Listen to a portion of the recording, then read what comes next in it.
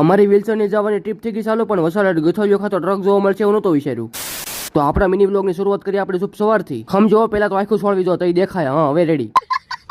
પેલા તો તમને બતાવી દઉં કે સને 42 થઈ છે ને આપણો હાલવા જવાનો ટાઈમ થઈ ગયો છે. રોજની જેમ અમે અમારા લોકેશન ઉપર હાજરી આપી દીધી છે. આજ તો અમારે અહીંયા મનતું વતન આવ્યો છે હાલવા. બીજા જે કુંભકર્ણની કોઈ પીડ્યા રહે ને શરમ આવી જાય, મનતું વતન નાનો હાલવા આવ્યો છે, તમે નથી આવતા. આજનો ટાર્ગેટ આપણે અડધો રાખ્યો છે, કેમ કે આપણે જવાનું છે બહાર, એટલે આપણે 2100 ડગલા હાલ્યા. કેમ પણ જઈને અમારે મનતું ઉડ્યા, બુલેટ હાથમાં આવે તો હારા ઉડ્યા જાય. નાની નાની ઉંમરમાં મોટા મોટા કામ કરતા રહેવાના. હું કેવું આ એમ આ કે હવે મારે સીધો પ્લેન નું જ લાયસન્સ કઢાવવાનું છે. નીકળી જો મન એકનો ઠેલો ખંભે નાખીને, એટલે ઓફિસ તો નથી જતો. અમારે આ બે સામે લઈને આવ્યા એટલે કઈક દાળમાં કાળું લાગે તમને, એટલે અમારે જવાનું છે નાની એવી ટ્રીપ કરવા.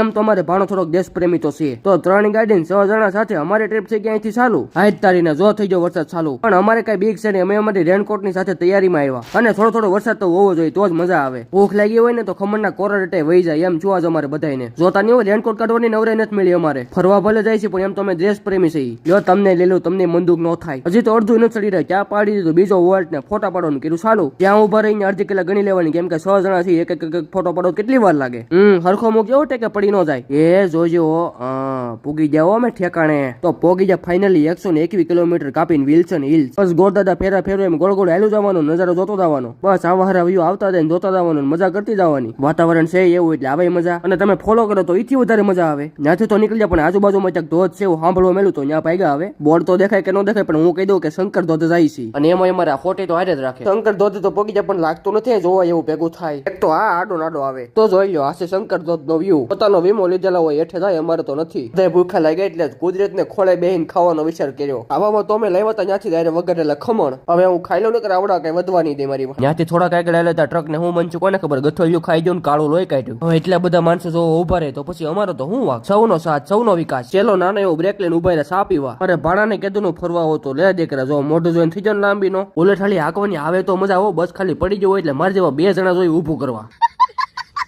હું કહેશું હતું એવું કીધું. હવે તમે ફોલો કરો તો સારું હો. હવે એમ કેમ બધા પોગી તો જા, પણ અમારે એકચ્યુઅલી દાળ બાટી ખાવાનો પ્લાન છે, એટલે બધા વેઇટિંગમાં બેઠા છે. દાળ બાટી છે આપણે સ્પેશિયલ મઢુલી વાળાની. રીલ તો ઉતારે છે પણ એક ખાહે બધું બોલી જાય એવું લાગે. તો મારા વાલા હવે ભૂખા લાગ્યા છે, 2 દાળ બાટી છોડી છે, હવે ખૂટી જાય તો સારું. આમાંથી કોઈની ઉપાધિ ન કરવી, કેમ કે બધા ભૂખા છે, એટલે કોઈ સામું જોહે નહીં, એટલે કઈ ઉપાધિ છે નહીં. એમાં તે દાળ બાટી અનલિમિટેડ વાળી છે, એટલે આ કોઈ ઉભા થાય નહીં ઘડીકમાં. તો હવે તમને કાલે દર્શન દઉં, ચાહુદીમાં લાઈક ફોલો અને સબસ્ક્રાઇબ કરવાનું ભૂલતા નહીં.